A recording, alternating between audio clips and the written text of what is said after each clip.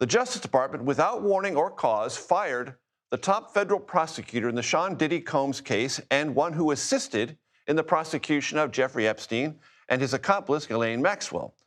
Maurene Comey is also the daughter of former FBI Director James Comey. She worked in the powerful Southern District of New York prosecutor's office for nearly a decade. Scott MacFarlane joins me here at the family table. Scott, I want to play you some sound from across the cultural landscape of America, indicating how deeply and how widespread the conversation, lots of different angles to it, about Jeffrey Epstein is. Let's listen. There was supposed to be an Epstein joke here, but as it got deleted.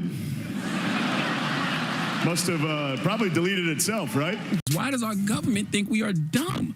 Okay, the reality is there's probably a lot of powerful people on the Epstein list. We are going to try to get to the bottom of what's knowable now that they're telling us there's no there there. I mean, for me, that's just a red cape in front of a bull.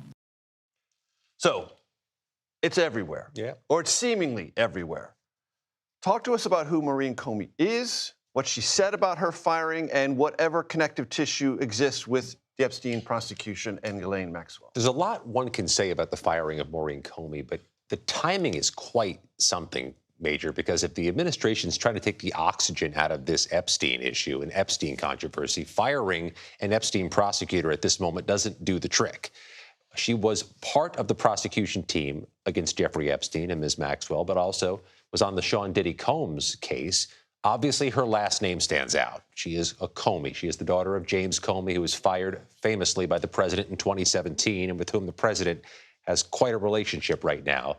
Maurene Comey sent a note to colleagues, former colleagues today, obtained by CBS News, and she has all kinds of warnings papered into this statement, including that she's concerned about what is seeping into the Department of Justice right now if a career civil servant can be prosecuted unilaterally without cause.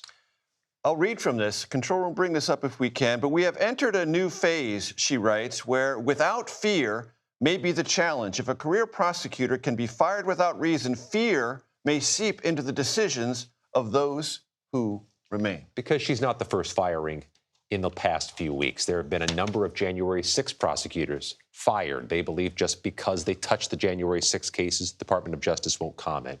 The pardon attorney's been fired. A top ethics official, the top ethics official, has been fired. And there's concern these firings may then move on to FBI agents. They even fired the public affairs specialist for the U.S. Attorney for D.C. She handled the January 6th press releases. This turnover is causing a broader concern about staffing levels, but also about what is the administration trying to accomplish by firing people who are career civil servants. And what signal is it sending and how it's being received? Scott MacFarlane, I know you will be on this relentlessly. Thank you so very much.